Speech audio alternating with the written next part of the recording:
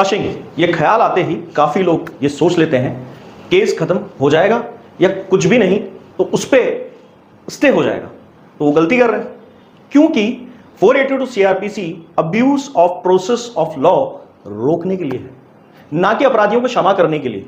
फिर भी अच्छे खासे झूठे केसेस में भी ये गलती कोर्ट से ही हो जाती है, मगर तब भी आप उसे कोर्ट का फेलियर नहीं कह सकते कि झूठे केस होते ही हुए भी आपका केस क्वैश नहीं हुआ।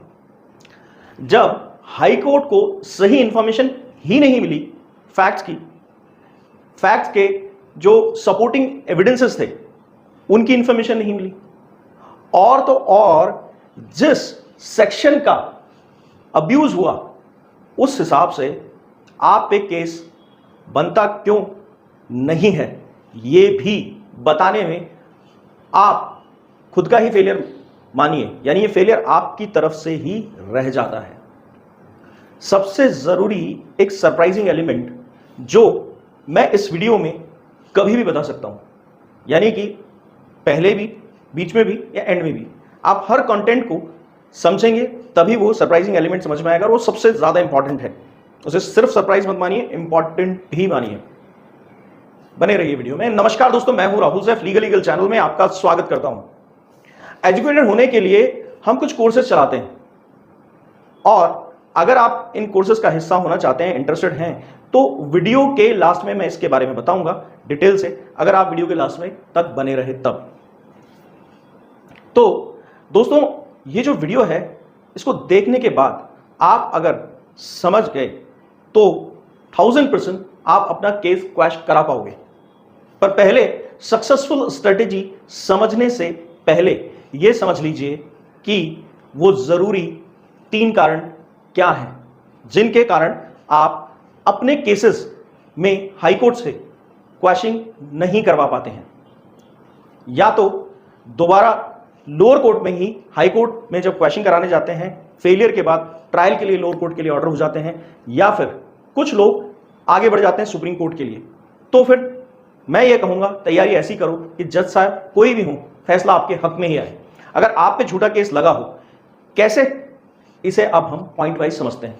3 मेजर पॉइंट्स हैं, जैसा मैं बता चुका हूं आपकी क्वैशिंग फेल होने के, उसके बाद आप समझ लोगे कि क्वैश होता जरूर है झूठा केस आसानी से।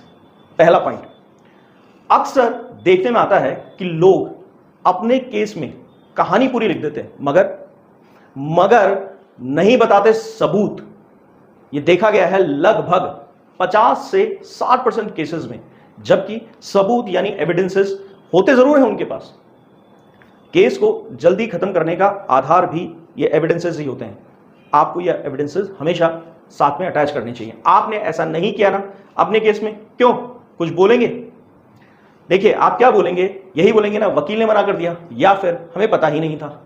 यही मुझे बताना है जो लोग अभी सोच रहे हैं क्वेश्चन डालने के लिए, उन्हें ये इन्फॉर्म कर रहे हैं। अब सबसे जरूरी बात, 482 सीआरपीसी जो कि क्वैशिंग के बारे में आपको पता होनी चाहिए, और यही है आपका सेकंड पॉइंट जिसमें आपको ये जानना ही पड़ेगा, वरना क्वैश नहीं करा पाओगे। और सेकंड पॉइंट इसलिए इंपॉर्टेंट हो जाता है कि ये इस वीडियो के सरप्राइजिंग एलिमेंट को बहुत जबरदस्त तरीके से समझने के लिए जरूरी है, जो कभी भी इस वीडियो के बीच में कहीं भी आ सकता है।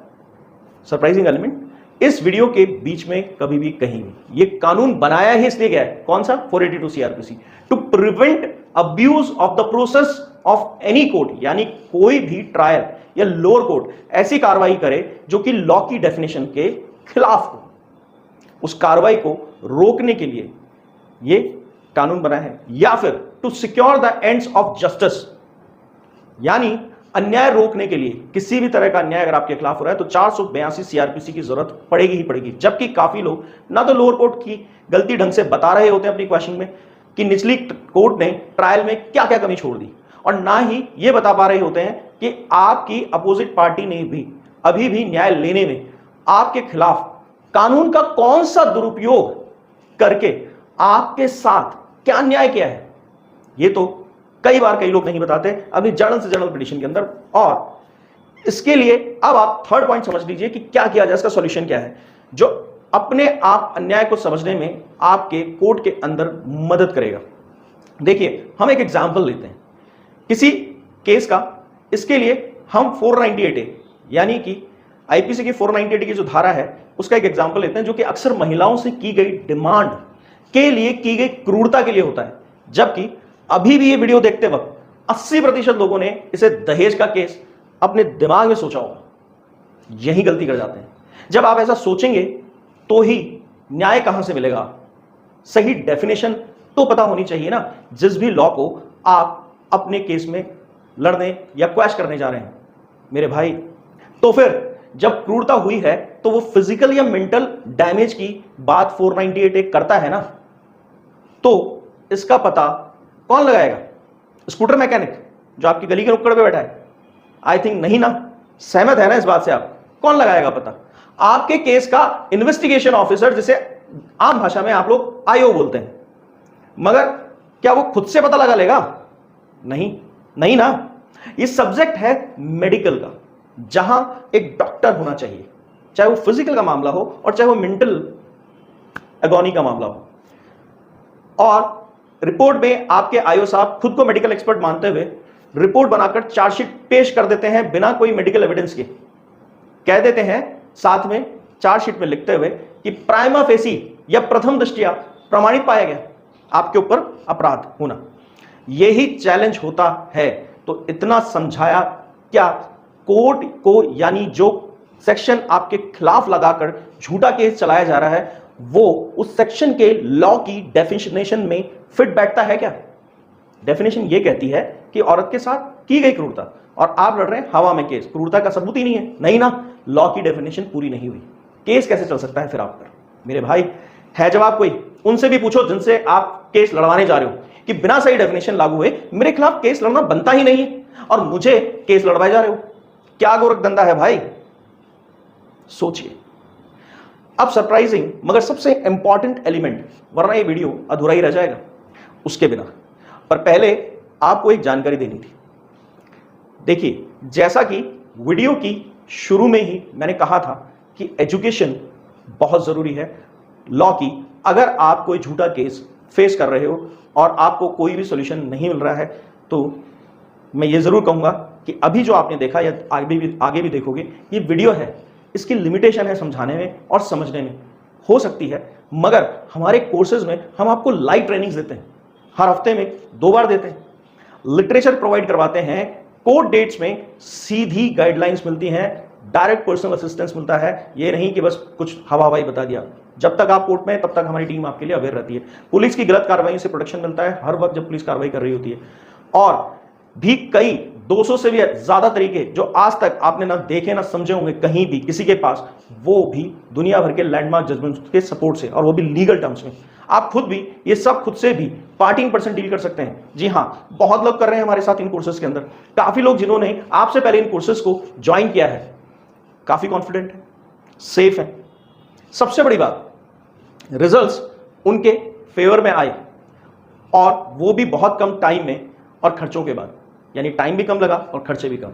तो आप भी इन कोर्सेज का अगर हिस्सा होना चाहते हैं तो फिर पीछे दिए गए व्हाट्सएप नंबर पे मैसेज के थ्रू अपनी सारी डिटेल्स, इस सरप्राइजिंग एलिमेंट जो मैं इस वीडियो में बताने जा रहा हूं, जो सबसे ज्यादा इंपॉर्टेंट है, इसको सुनने के बाद इसी नंबर पे डाल सकते हैं और हमसे संपर्क कर सकते हैं। अभी आप किसी कानूनी समस्या में इस वीडियो को देखते वक्त फंसे हुए हैं और जूझ रहे हैं उससे, तो भी इसी व्हाट्सएप नंबर पे संपर्क कीजिएगा और आपको अपॉइंटमेंट लेकर बात करने का मौका मिलेगा। वीडियो मेरा अच्छा लगे जब खत्म हो तो लाइक कीजिएगा, शेयर कीजिएगा, सब्सक्राइब जरूर कीजिएगा अच्छा लगे तो। अब सबसे जरूरी चीज देखिए, सबसे ज्यादा दुख तब होता है जब लोगों को कहते सुनते हमने सुना है कि ड्राफ्टिंग में सब लिख दिया था साहब, मगर हमारी सुनी ही नहीं कोर्ट में। अरे भाई, ड्राफ्टिंग ही 90% रोल प्ले करती है पूरे केस में, मतलब सारे केस में सारी चीजें एक तरफ और अकेली ड्राफ्टिंग एक तरफ। पर केस में लोग ऐसे ड्राफ्टिंग बनाते हैं जैसे फूल तुम्हें भेजा है, पत्ता ना समझना, लिखता हूं खत तुम्हें खून से, शाही ना समझ लेना। ऐसे ड्राफ्टिंग करते हैं जैसे क्वैशिंग नहीं करवा रहे हैं, आप अपनी प्रेमिका को अपनी जुदाई का बहुत बड़ा गम भरा एक लेटर लिख रहे हैं।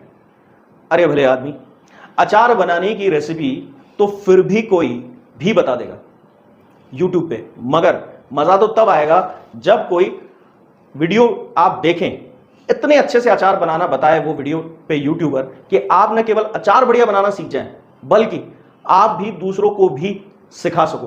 क्योंकि मर्दों के लिए अचार बनाना टिपिकल थ्योरी है, बट टिपिकल चीजें अगर आपको कोई आसानी सिखा दे तो यही तो हमारा कमाल है। ड्राफ्टिंग में पॉइंट्स या तो लिखे लोग लिखते हैं नहीं है अच्छे से, या फिर लिखते भी हैं तो कानून के सेक्शंस नहीं लिखते अपने पॉइंट्स के साथ, या उनके साथ जजमेंट प्रॉपर लगाना छूट जाता है। यहां तक कि आपके केस में डेफिनेशन ऑफ लॉ लागू नहीं हुई। यही वो सरप्राइजिंग एलिमेंट है, सुनते जाइए। उसे abuse of process of law के साथ जोड़कर नहीं समझा पाते। बुरा मत मानिएगा, काफी सच बोल जाता हूं मैं अपने वीडियोस में। आपने इन वीडियोस में देखा भी होगा, नोटिस भी किया होगा, जो कि कड़वा होता है सच, मगर बुरा मानकर अगर आप कुछ सीख गए और सीख जाओगे तो ज्यादा अच्छा मेरा नहीं होगा, मुझे तो सिर्फ अच्छा लगेगा, आपका भला हो जाएगा। वरना बेवकूफ बनाने यूट्यूब पे थोड़े आते हैं, जैसे आपको कई बार झूठे केसेस में बनाया जा चुका होगा या बनाया जाएगा। नमस्ते।